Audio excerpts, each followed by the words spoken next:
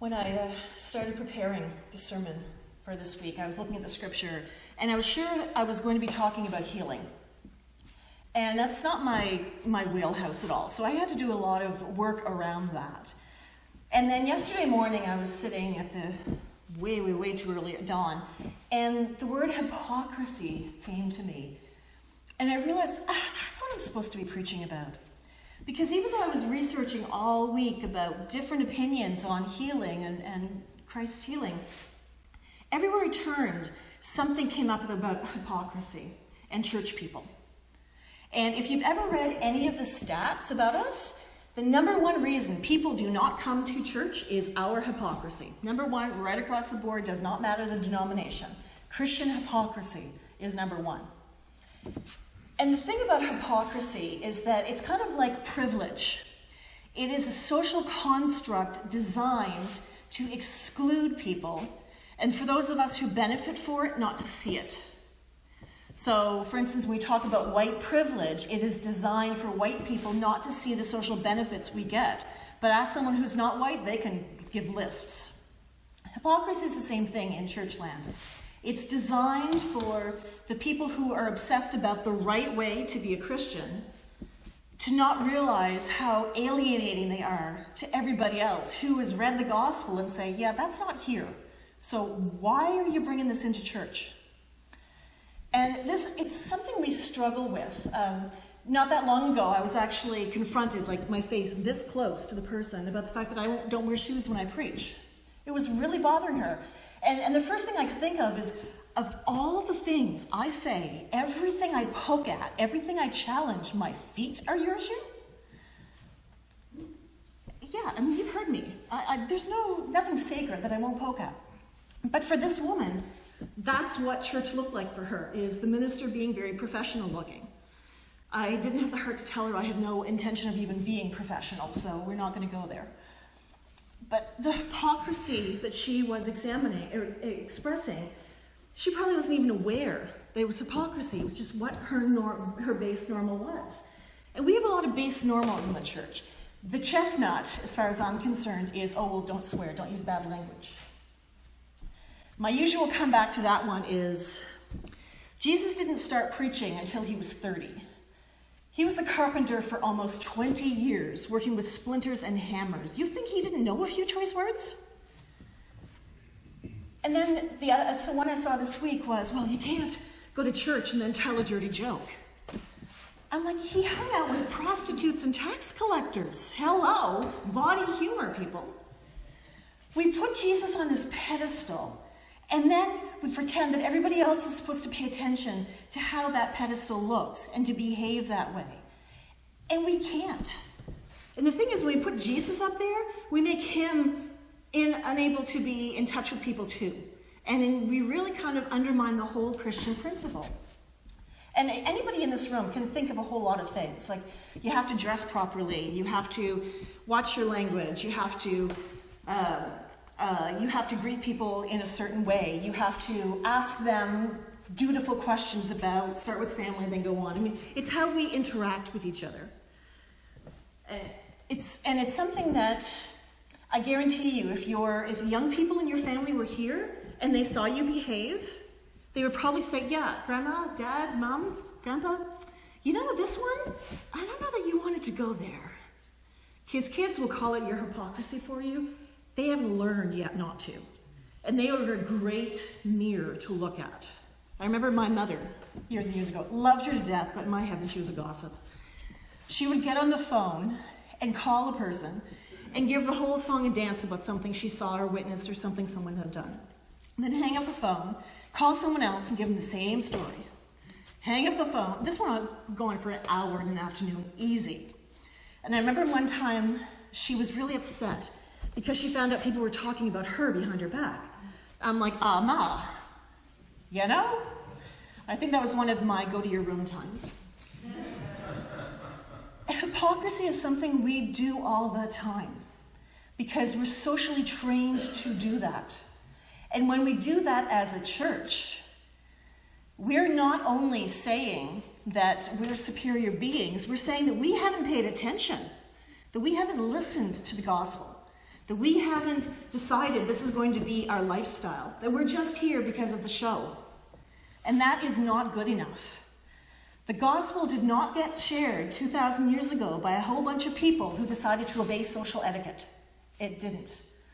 We're talking people who met in pubs and met in factories and took care of their grandkids and told the stories over and over again.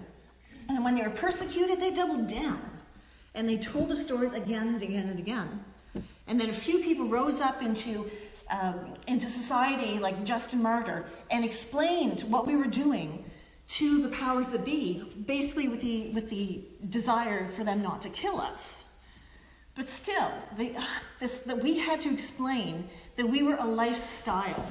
It has been as old as the day. But the minute we became the dominant religion, we got rid of that edge. So for the last 1,700 years, we've been living under this Christian hypocrisy. And we all do it in various ways.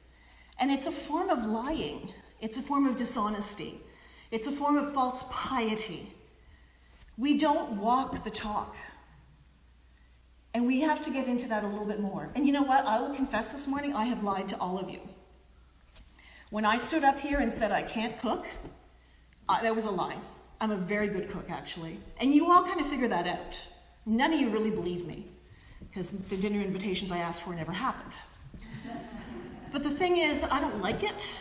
I'm not good at it. And I'm very distracted. The whole knives and Deb don't go together thing, that's legit. I'm actually quite a horror in the kitchen when it comes to that. But I'll confess, I've lied for my own benefit. And that's hypocrisy. And we all do that.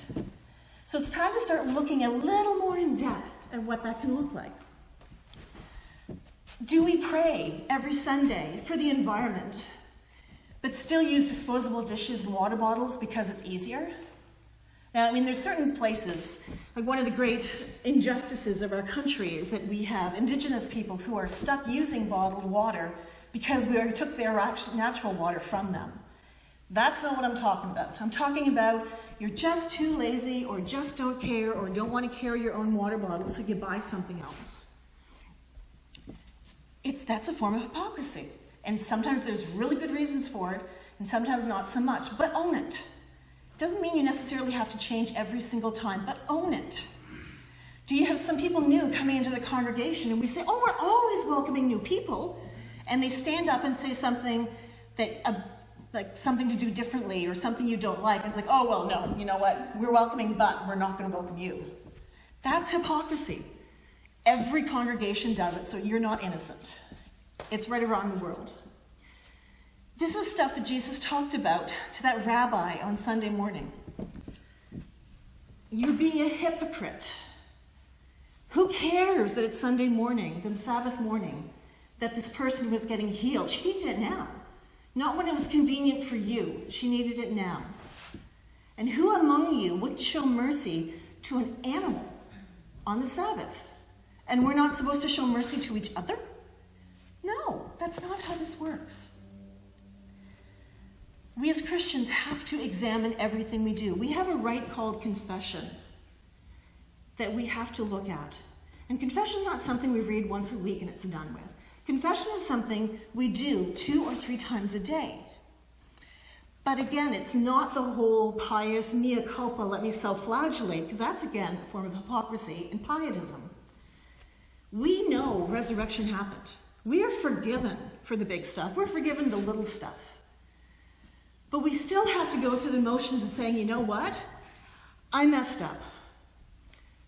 Forgive me for this. I recognize it. I'm going to try to do better. A week from now, you might make the exact same mess up. That's okay. No one in this room is perfect. No one in this room is going to get perfect.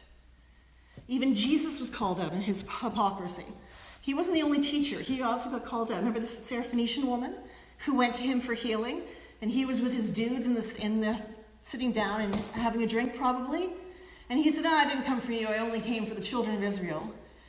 I'm not here for you dogs. And she said, even the dogs get the crumbs off the table. So Jesus was called out for hypocrisy too, because that's what humans do. We set up these boundaries.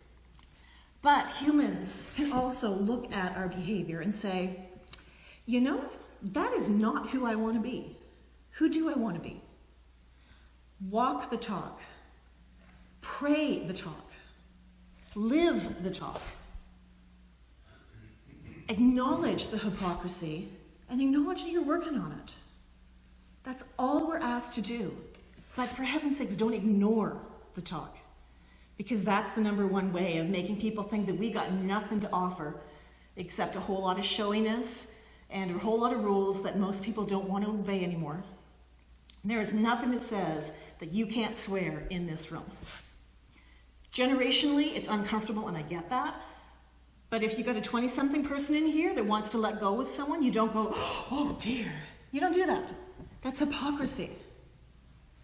You got someone who comes in here who maybe not smelling clean, who may be hungover from the night before, who may unfortunately have to work a life of prostitution and is feeling really rough on Sunday morning. You don't look at them and say, oh, well, you're just not good enough to be here.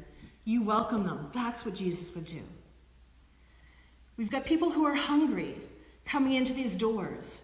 We don't tell them, well, just sit down, we'll deal with you later. No, you get up and you go find the food that's hidden somewhere. You bring it back to them, and then we can worship. This is who we're called to be as people. We're not supposed to have these artificial boundaries. Call out your own hypocrisy. Call it out for each other. And then walk the talk. Because the talk that we have, the gospel, life-changing for people, has been since the first day.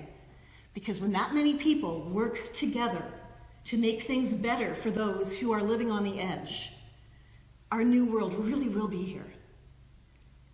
And that's the only thing we're asked to do as Christians. That's it. So seriously, go and walk the talk.